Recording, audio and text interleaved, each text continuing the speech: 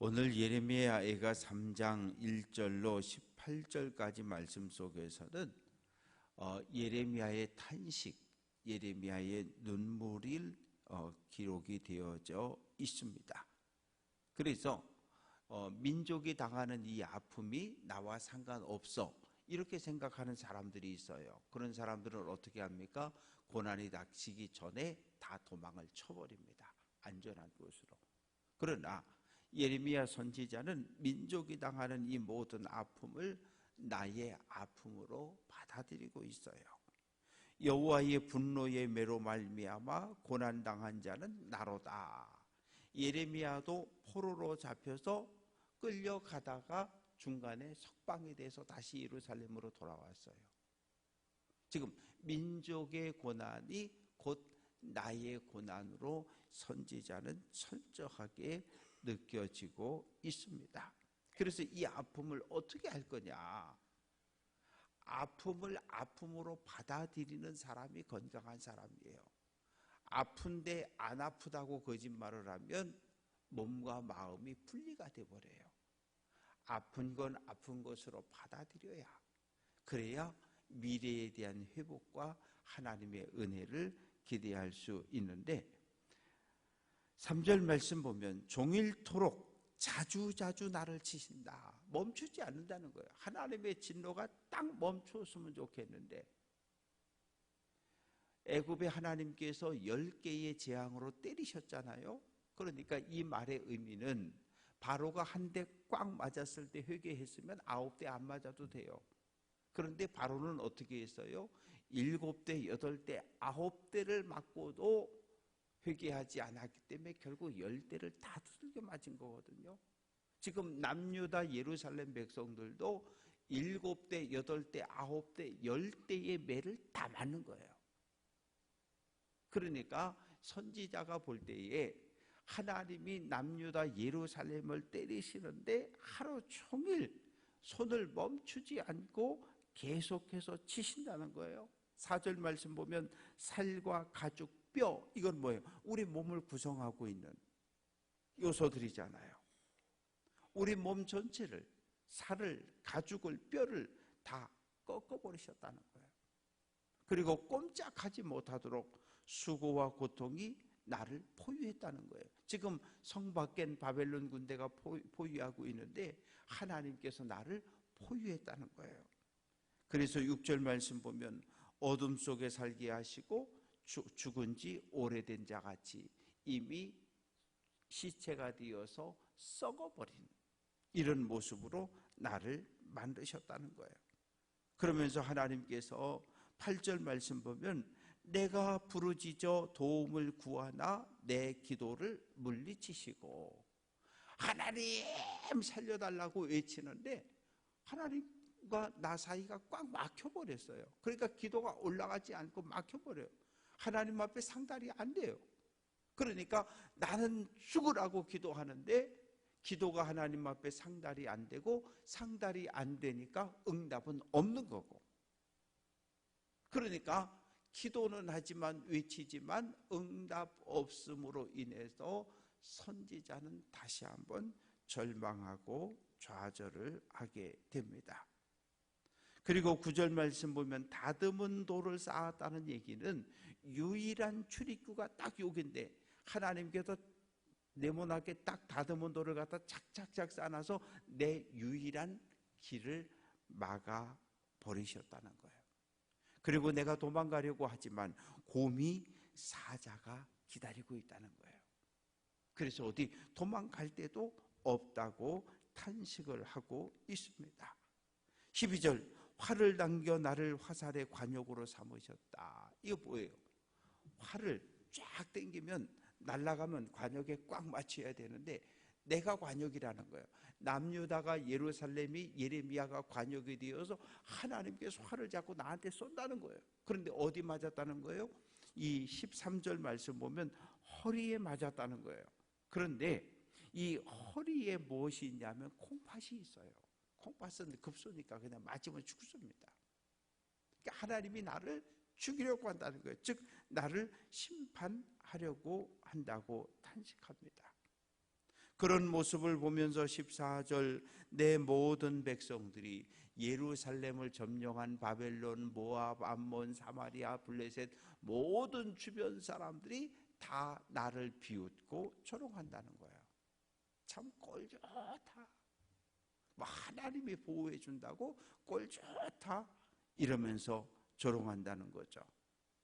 그래서 16절 조약돌로 내 이들을 꺾으셨다, 재로 나를 덮었다. 이 말의 의미는 바벨론 군대가 쳐들어와서 나를 땅바닥에 엎드려뜨리고 발로다가 머리를 꽉 밟은 거예요. 그러면 어떻게 되는 거예요? 내 이가 이 땅에 돌멩이에 꽉 타서 이가 부러지기도 하고 흙이 입으로 들어오기도 하고, 이렇게 비참하고 천한 신세가 되었음을 이야기합니다. 더 큰 문제는 뭐냐 하면 18절 끝부분에 여호와께 대한 내 소망이 끊어졌다. 소망이 있으면 괜찮은데 이제는 하나님이 나를 구원해 줄 거라고 하는 아주 작은 신랄 같은 이 소망마저 똑 사라져 버렸다는 거예요. 그렇게 단식을 하고 있고 19절부터 39절까지 말씀 속에는 기도의 내용이 좀 바뀌어요. 어떻게 바뀌냐면 절망과 탄식에서 새로운 소망으로 하나님의 은혜를 기대하는 것으로 바뀌고 있습니다. 그래서 19절 고초, 재난, 쑥, 담즙, 이것은 고통과 어려움을 표현하는 단어들이고요.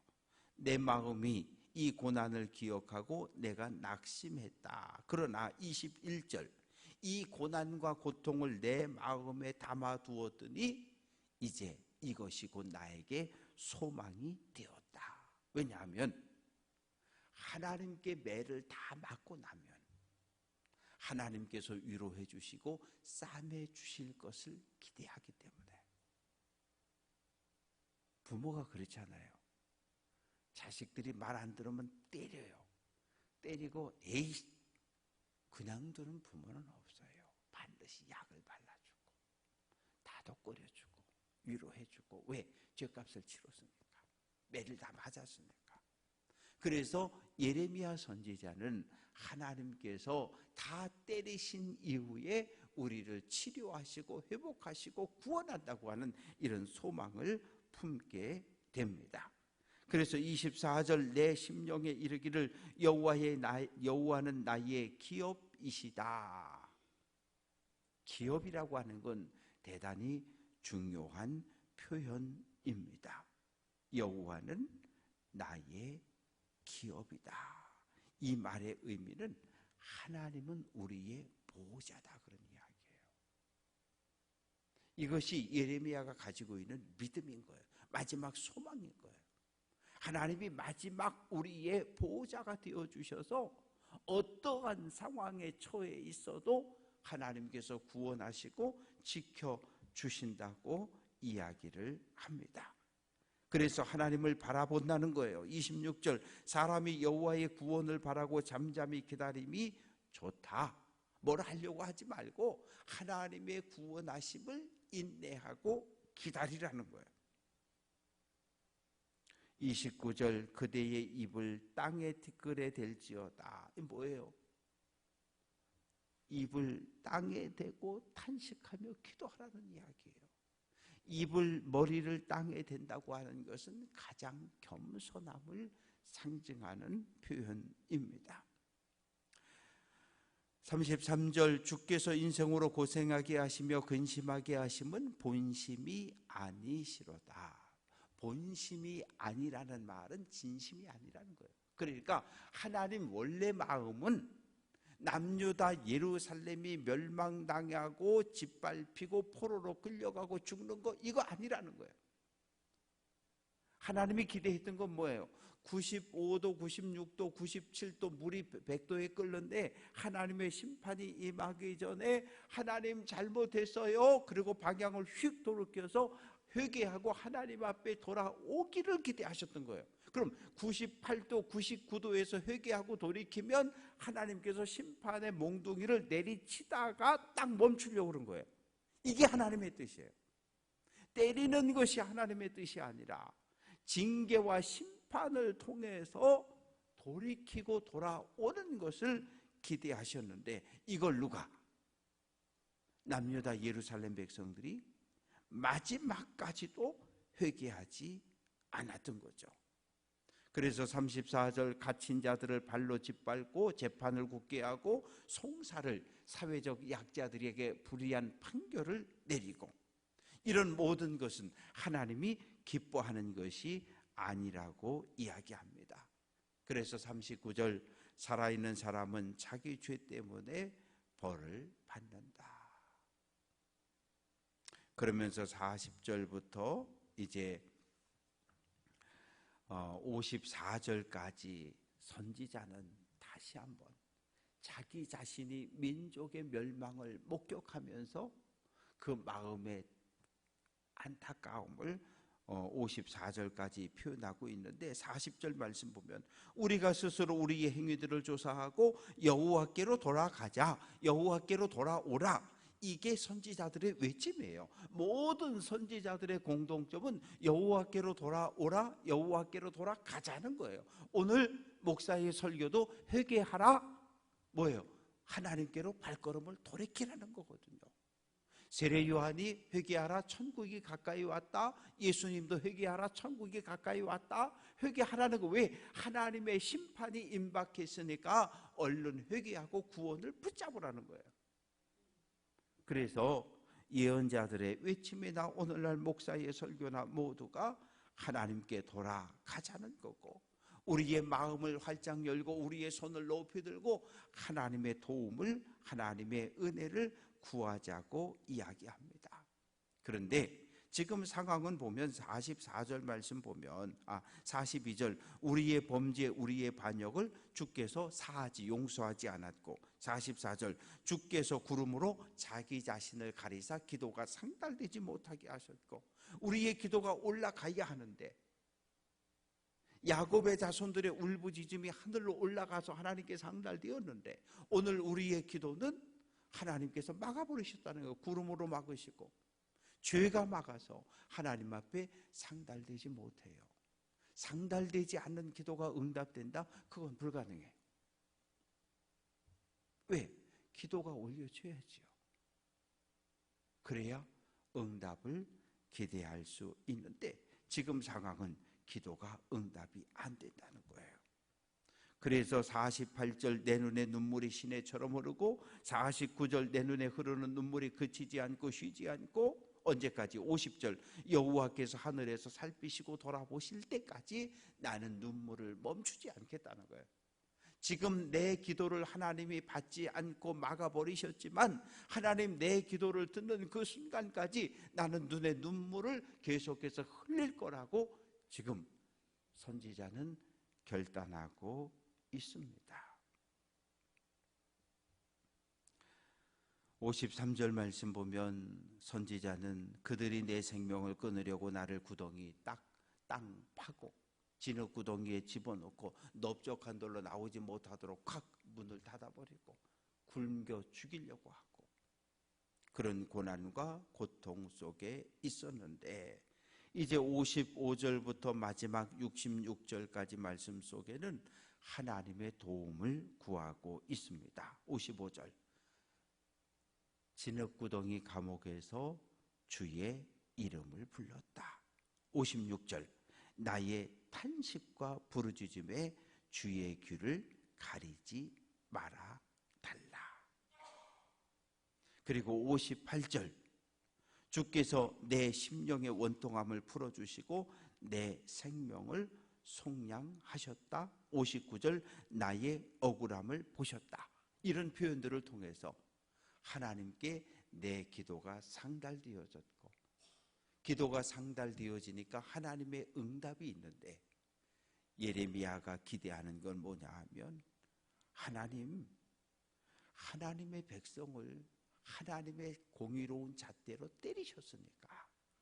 64절, 여호와여 주께서 그들의 손이 행한 대로 그들에게 보응하사, 저 바벨론 군대가 하나님 거룩한 백성을 짓밟고 죽이고 포로로 끌고 갔으니까 성전을 약탈하고 불질렀으니까 하나님의 정의로운 잣대로 똑같이 바벨론에게 심판해 달라는 거예요.